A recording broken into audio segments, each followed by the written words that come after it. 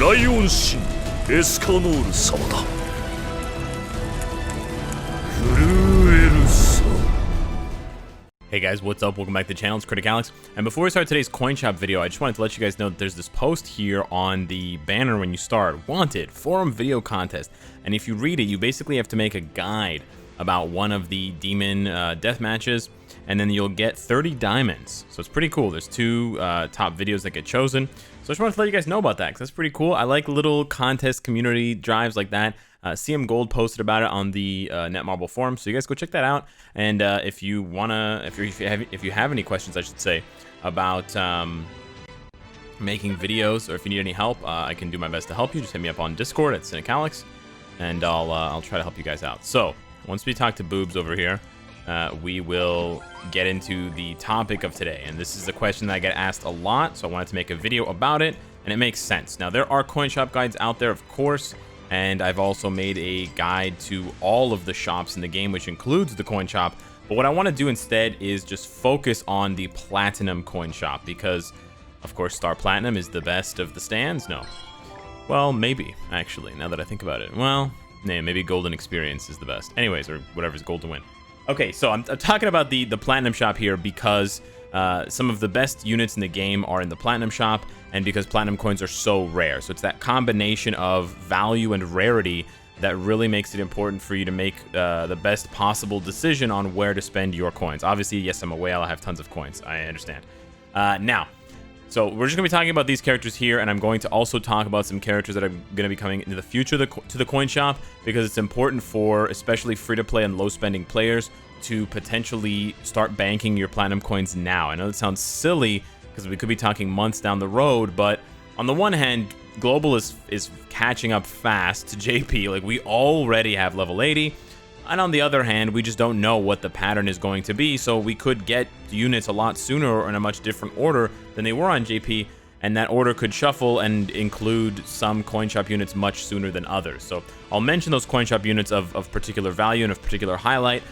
Specifically for the platinum shop, I'm not going to be talking about the gold shop units, although they are SSRs, so that you can, you know, do the best with your platinum coins that you have. So obviously, right away, the best character in the coin shop by far, like far and away, the absolute best character is Red Gowther. So if you do not have Red Gowther, if you started playing after Red Gowther was in the game, if you pulled on the banner and you got shafted, you have to save up coins. Now, Gowther has never been on discount yet, but I do believe that Red Gowther will be the next character on discount, since it's already cycled through pretty much every other character here.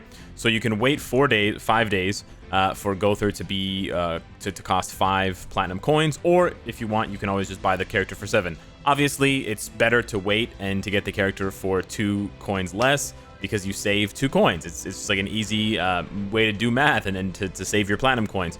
And again, if you're low spending, if you're free to play, that's what you want to do. You want to make the most with the least. But for some of you, I know you can't wait. Now would be a good time to wait because it's only 5 days. But in the future, if a coin shop unit is, you know, still a few weeks away and they are as valuable as Gowther, there aren't any. But if there were to be, then that might be a reason to not wait and to just spend the extra 2 platinum coins. But yeah, I think like far and away, your very first purchase, if you do not have Gowther, is Gowther. I'm not talking about dupes for the character for alt levels. Alt levels are a whole different bag, and they basically do not take first priority. First priority is getting as many of these characters as you can, because they all have value and they're going to add to your box. They're going to make training KV easier. They're going to make other content down the road easier. More likely than not, unlocking a new character is going to be better than 1 ultimate level for 1 character. Not always, but most of the time. So once you've grabbed Red Gowther, you've built up another 5 or 7 coins. What should you do? Well, you should probably get Red Merlin. And I've actually already purchased Red Merlin here on the discount. Did I say Red Merlin? Green Merlin. Wow, Red Merlin is not a coin shop unit. Lots of red units are coin shop units, but not Merlin. This is Green Merlin. So yeah, Green Merlin is amazing, and just a very good character to have. Lots of flexibility. You've got the cube, you've got the rollback on the sphere, you've got attack seal, attack disable on the alt, and you've got amazing associations. Merlin is a top tier association for both Escanor and Demon Meliodas. So if you have either of those characters, you get the combined attack, and you get the juicy almost 20% crit chance. So not only is getting Green Merlin important, but in the future, when you months down the line, when you've gotten all of the good Platinum Coin Shop characters, you can start thinking about getting alt levels for them. Getting alt levels for Merlin is never a bad idea for Green Merlin. Red Merlin's cool too. I don't think Red Merlin is nearly as useful long-term as Green Merlin.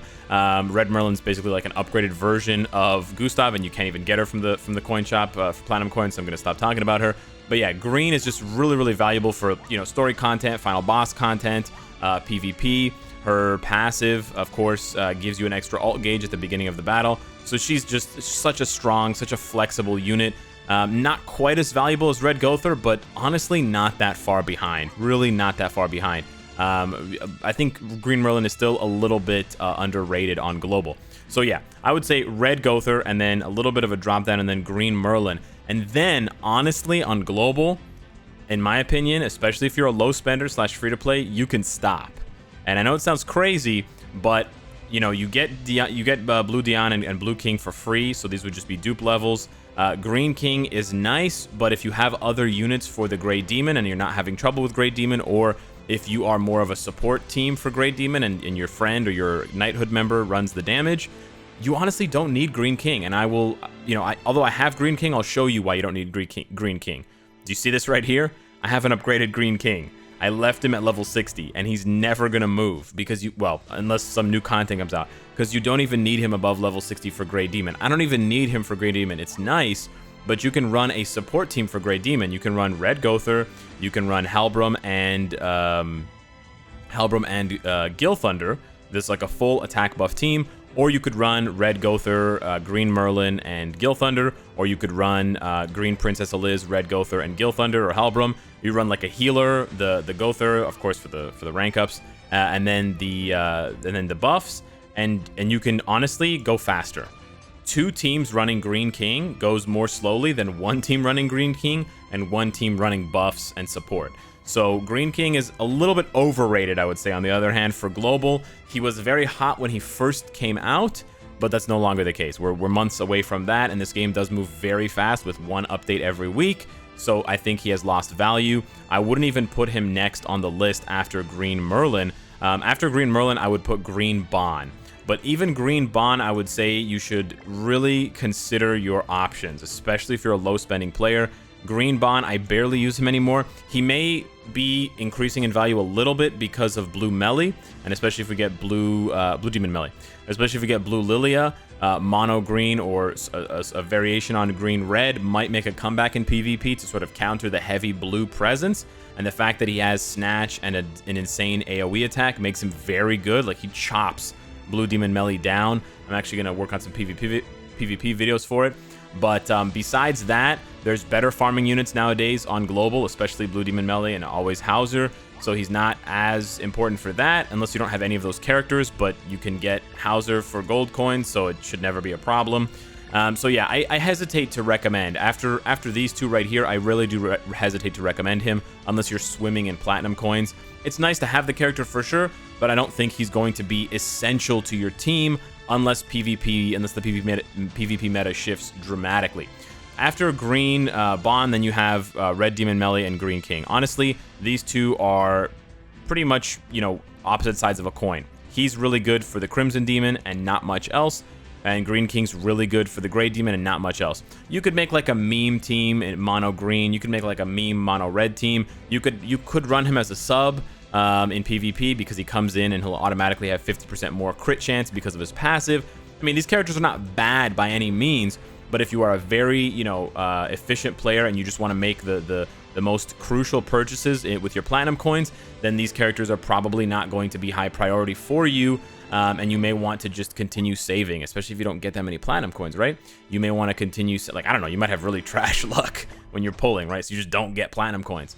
And so because of that, you may want to. Obviously, if you could have 1 copy of all of these characters, that would be amazing. They're all good, but in terms of, super valuable, Gowther, Green Merlin. To a lesser extent, Green Bon. After that, after you've gotten all the characters, or after you're satisfied with the characters that are here, assuming no other characters are added, we're not talking about the slime units anymore. You never spend, by the way, you never spend your platinum coins on SSR pendants or guaranteed GSSR tickets. Just don't do that. After that, it's nice if you can, especially when they're on sale, to get alt levels for King.